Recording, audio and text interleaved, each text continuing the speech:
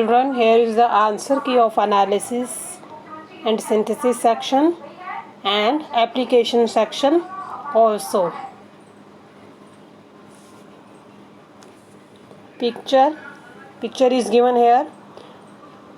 Shamila put 2 drops each of groundnut oil, sugar solution and water on a stainless steel plate. She tilted the plate and found that some of the drops slide down quickly while some lagged behind. आपको एक picture बनाई हुई थी और उसके ऊपर कुछ words लिखे हुए थे कि शमिला ने एक प्लेट पर 2 ड्रॉप्स ग्राउंडनट ऑयल के डाले, शुगर सॉल्यूशन के डाले और वाटर के डाले और फिर टिल्ट मतलब उसको टेढ़ा कर दिया प्लेट को और देखा कि कुछ ड्रॉप्स जो हैं वो बड़ी जल्दी से फिसल गई नीचे और कुछ पीछे ही रह गई. लैग बिहाइंड मतलब पीछे रह गई. तो you have to tell the answers which drops slide down faster, कि कौन सी ड्रॉप्स जो है वो जल्दी से नीचे गिर गई.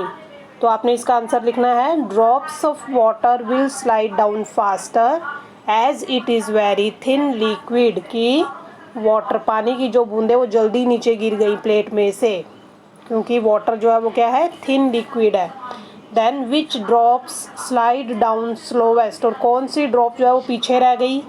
Oil drop will slide the slowest as it will stick to the surface of steel plate, कि ऑयल ड्रॉप जो है वो धीरे धीरे गिरेंगी क्योंकि वो प्लेट के साथ क्या हो गई हैं, स्टिक मतलब चिपक गई हैं.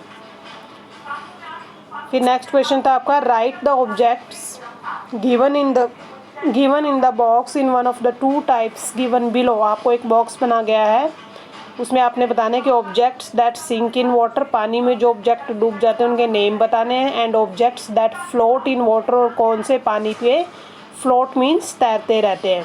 Leaf, ice, aluminium foil, pencil, bottle cap, soap, nail, paper, feather, pebble, spoon, empty plastic bottle, bottle full of water. तो सिंक डूब कौन कौन से जाते हैं, payable, soap, spoon, nail, bottle full of water. Objects that float in the water, leaf, ice, aluminium foil, feather, paper, empty plastic bottle, bottle cap and pencil. Then application section starts. I haven't written here application section, but you have to write down in your notebooks application section and then you will start writing this question. Question number 1 of application section. How can you separate the following? आप इनको कैसे separate करोगे. Salt from water, water में से salt कैसे अलग करेंगे, by evaporation process के थ्रू. वाटर विल इवेपोरेट, जब इवेपोरेशन होती है धूप में पानी को सुखाएंगे. Leaving salt at the bottom, तो पीछे क्या रह जाएगा, salt. Chalk powder from water, water से चॉक पाउडर कैसे अलग करेंगे, बाय फिल्ट्रेशन मेथड के द्वारा. Filtration means filtering with a cloth, कपड़े से छान कर. टी लीव्स फ्रॉम वाटर, पानी से चाय की पत्तियां कैसे अलग करेंगे, same process. By filtering with a sieve, पर अब क्लॉथ से नहीं छानेंगे, अब सीव मतलब जो चाय की छन्नी होती है उससे छानेंगे. देन मड फ्रॉम वाटर, पानी में से कीचड़ कैसे अलग करेंगे, leaving the mud to settle down the slowly filter it, कि पहले आप कीचड़ को सेटल डाउन नीचे बैठने दोगे और फिर उसको क्या कर लोगे, फिल्टर छान लोगे.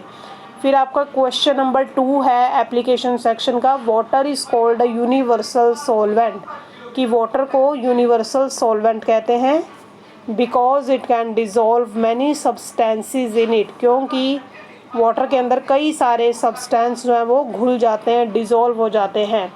तो आपने इस क्वेश्चन के 2 पार्ट हैं. फर्स्ट पार्ट है एंड सर्कल द थिंग्स, आपने सर्कल करना है चीज़ों को which can dissolve in water, जो पानी में घुल जाती हैं. Coffee powder, yes. Paper, cotton, no. Honey, yes. Flour, yes. Detergent, yes. Disprin, yes. Butter, no. Ice घुल जाती है, ब्लैक सॉल्ट घुल जाता है, फ्रूट जूस घुल जाता है, मड नहीं घुलता है पानी में. और फिर सेकंड है आपका name 2 factors that help the things above dissolve faster. आपने 2 बातें बतानी हैं जो घुलने में मदद करती हैं। यानी कि अगर हम किसी चीज़ को डिज़ोल्व पानी में घोलना चाहते हैं तो हमें कौन से 2 मेथड अपनाने चाहिए कि वो जल्दी जल्दी पानी में घुल जाए।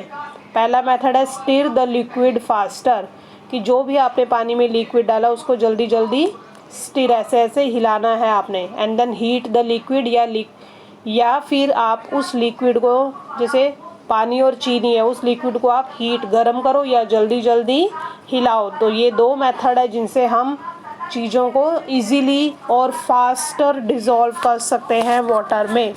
सो children, these are the answers of your application section and analysis and synthesis section which you have to do in your EVS notebook number 2 neatly.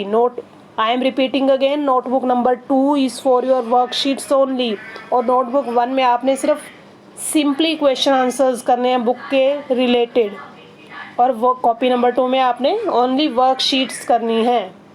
So children, thank you, and now you can note down the answers in your notebook number 2 neatly.